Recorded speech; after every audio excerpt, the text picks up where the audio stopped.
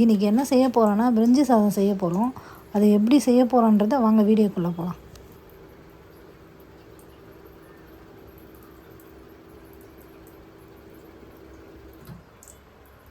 இப்போ நான் குக்கரில் தான் அந்த பிரிஞ்சி சாதம் செய்ய போகிறேன். ஃபஸ்ட்டு குக்கரில் ஒரு 3 கரண்டி எண்ணெய் விட்டுக்கலாம்.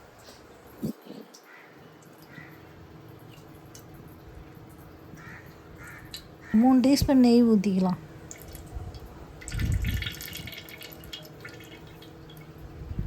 பட்டை, கிராம்பு, ஏலக்காய் இது 3த்தையும் போட்டிருக்கேன்.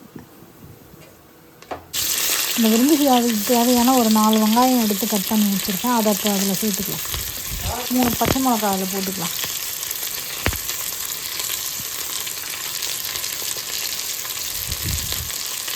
நல்லா பொன்னிறமாக நல்லா வதக்கிக்குங்க.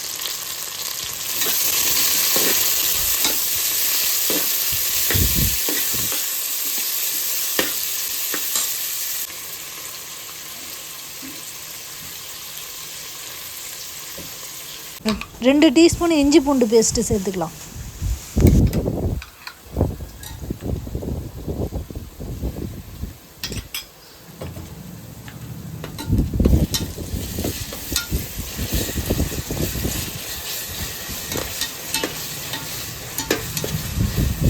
இப்போ அதில் கட் பண்ணி வச்ச தக்காளியை அதில் சேர்த்துக்கலாம்.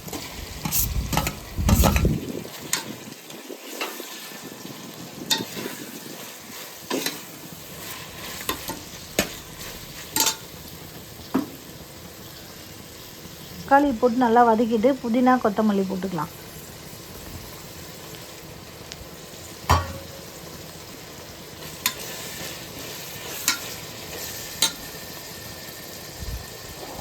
கொத்தமல்லி வதங்கிடுச்சு. அதில் ஒரு டீஸ்பூன் தனி மிளகாத்தூள் சேர்த்துக்கலாம்.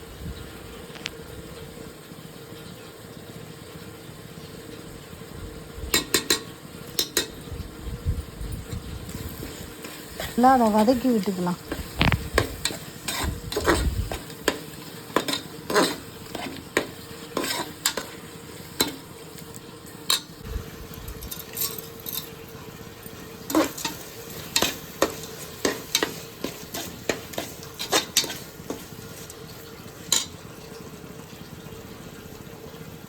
அதில் ஒரு கப்பு தயிர் சேர்த்துக்கலாம்.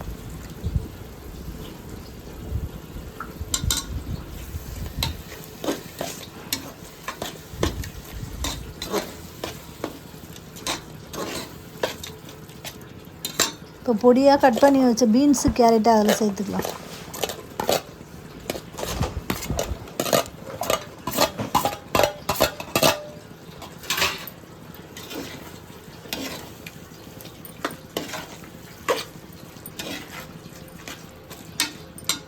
ஒரு 3 உருளைக்கிழங்கு பொடி பொடியாக கட் பண்ணி அதிலே சேர்த்துக்கலாம்.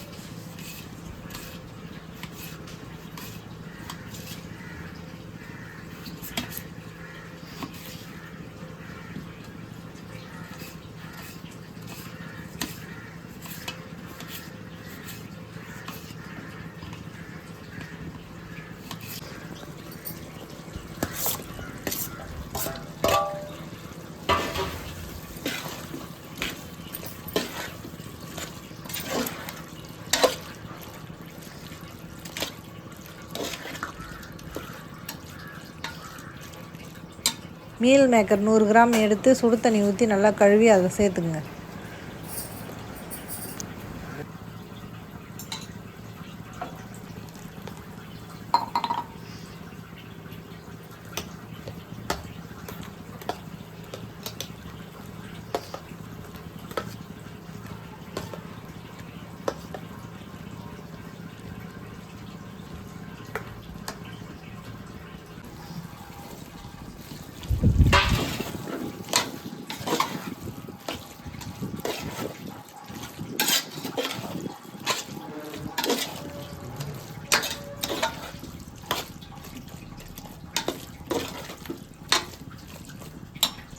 நான் 1.5 கப்பு பாஸ்மதி அரிசி எடுத்துருக்கேன். அதுக்கு பதில் அதிலே ஏனத்தில் 3 கப்பு நான் தண்ணி ஊற்றிக்கிறேன்.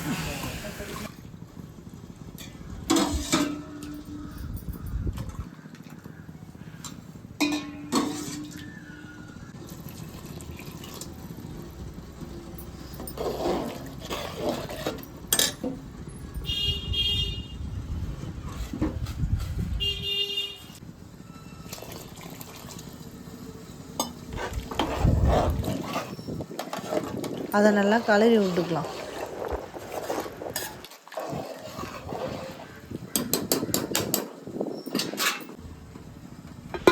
பத்து நிமிஷம் குக்கரை லைட்டாக மூடிங்க. ஒரு கப்பு பாஸ்மதி அரிசி எடுத்துருக்கேன். அதை நல்லா கழுவி இறுத்து எடுத்துக்கலாம்.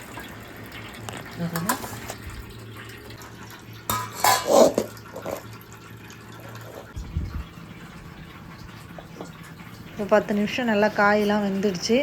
இப்போ வாங்க அதில் பாஸ்மதி அரிசி அதில் சேர்த்துக்கலாம்.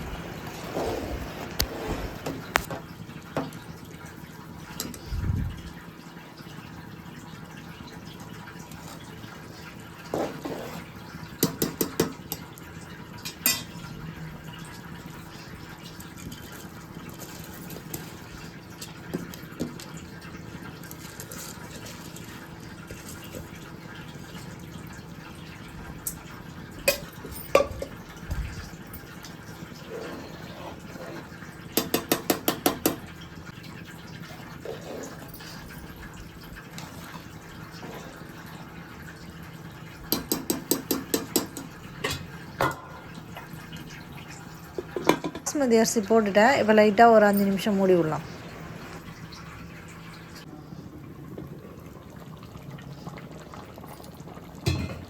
இப்போ 5 நிமிஷம் ஆயிடுச்சு. வாங்க அதை நல்லா கலரி விட்டு நல்லா அரிசி வெந்திருக்கான்னு பார்க்கலாம்.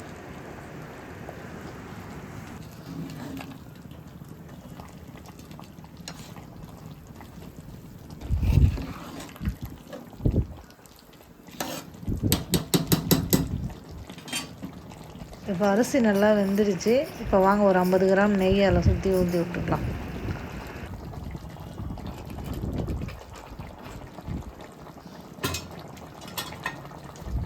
இப்போ நெய் ஊற்றியாச்சு. இப்போ நல்லா குக்கரை போட்டு நல்லா மூடி போட்டு விசில் போட்டுடலாம். ஒரு விசில் வந்தால் போதும்.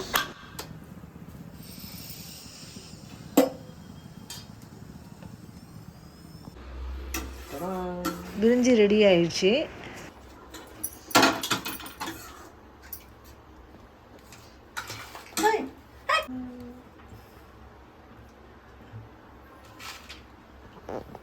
இதே மாதிரி உங்கள் வீட்டில் பிரிஞ்சி சாதம் செஞ்சு பாருங்கள். பிடிச்சிருந்தால் லைக் பண்ணுங்கள், ஷேர் பண்ணுங்கள், கமெண்ட் பண்ணுங்கள். என் சேனலுக்கு சப்போர்ட் பண்ணுங்கள்.